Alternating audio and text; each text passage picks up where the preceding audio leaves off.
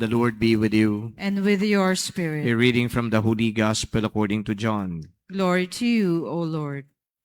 And Jesus said to his disciples, Amen, amen, I say to you, unless a grain of wheat falls to the ground and dies, it remains just a grain of wheat. But if it dies, it produces much fruit. Whoever loves his life loses it, and whoever hates his life in this world will preserve it for eternal life. Whoever serves me must follow me, and where I am, there also will my servant be. The Father will honor whoever serves me. The Gospel of the Lord. Praise to you, Lord Jesus Christ. A few days ago, we celebrated the martyrdom of Saint Sixtus II. Together with other deacons, they were martyred in defense of the faith. And Sixtus II is very much, related with Saint Lawrence, whose feast we celebrate today. Because Saint Sixtus II was the Pope when Lawrence was ordained or appointed as a deacon of the Church of Rome. And Saint Lawrence, being a deacon of the Church of Rome, was in charge of the temporal goods of the church. I-simplify ko lang, yung temporal goods, ito po yung, kayamanan ng simbahan. Kung meron mang yaman ng simbahan. Yung pera, yung mga properties, at iba pa ng mga fixtures siguro sa simbahan, si Lawrence ang nangangalaga niyan. So when Sixtus and the other deacons were martyred, hindi kagad naisama itong si Lawrence. Kasi si Lawrence at the time, when Sixtus and the other deacons were martyred, nung sila'y pinugutan ng ulo, itong si Lawrence naman ay busy para i-secure yung pong mga kayamanan ng simbahan. And then few days after the martyrdom of Sixtus and the other deacons, eto naman sumunod si Lawrence. Eventually, siya ay nahuli at siya ay tinorture din. At itong si Lawrence, tayo naman yung nagbabarbecue, di ba? O kaya nagluluto ng steak, lalo kung magamit ng charcoal. Ganon ang ginawa kay Lawrence. So parang in-steak, o di kaya ginawang barbecue. Yan po ang pang-torture na ginawa sa kanya. And of course, sino ba naman ang tatagal? Kapag ikaw ay nililitson, okay?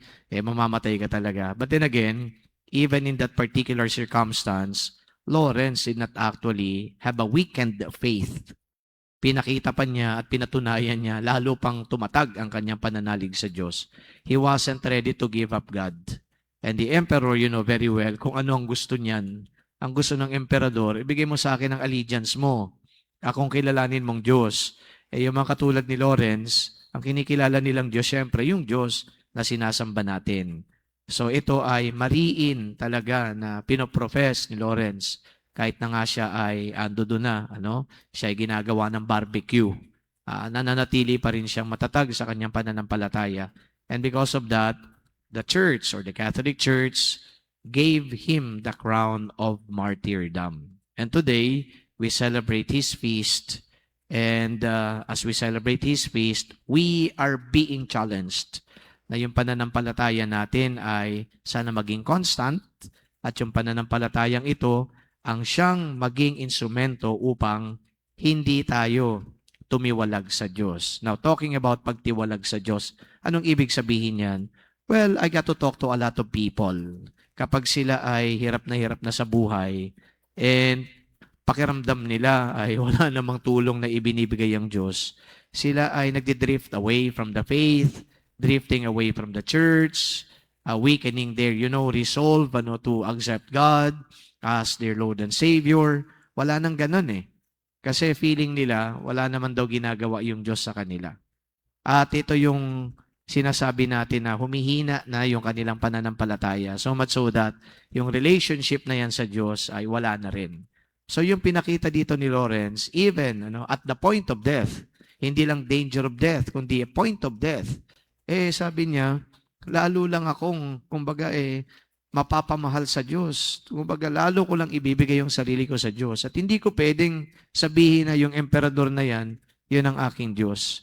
So sa makatwid, yung danger na yun, at saka yung point of death na yun, ang siyang nagsilbi pang inspiration sa kanya para lalo mapatunayan na mahal na mahal niya ang Diyos. So ganun pa man, yung hamon sa atin ay ipakita din na kahit nahirap tayo sa buhay, meron tayong pagtanggap sa Diyos, pagmamahal sa Diyos, lalo pa tayong lumalapit sa Diyos. Well, it's it's a totally different matter when life becomes so difficult and we start, parang we start to drift away from the Lord. We start to separate ourselves from the Lord. We do not anymore practice our faith.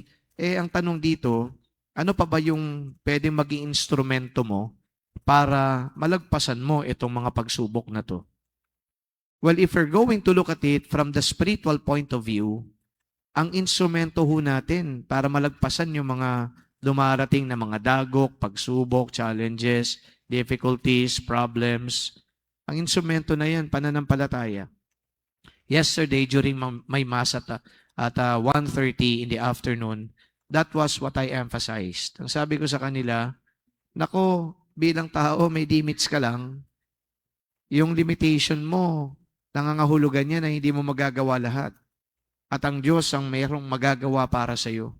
So yung pananampalataya na yun ang nagbibigay sa iyo ngayon ng idea at katotohanan na may magagawa ang Diyos kapag wala ka na magagawa.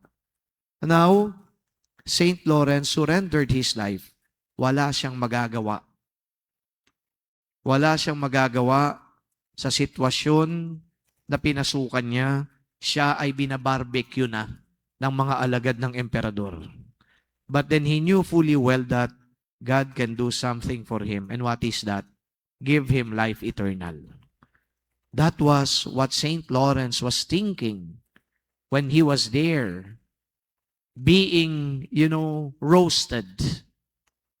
He knew that God will give him life eternal. And true enough, binigay sa kanya ang buhay na walang hanggan at ang simbahan ngayon ay nagbubunyi dahil sa pinakita niyang courage at pagsampalataya sa Diyos. Napansin niyo rin kung papaano binigyan ng emphasis itong si St. Lawrence. Kumanta pa tayo, nirecite pa natin yung Gloria. Because indeed, St. Lawrence was a very vital member of the church. Young as he was when he died, he knew how to commit himself to the service of the church and to the service of the Lord. Tunay nga na dapat papurihan ang mga katulad niya.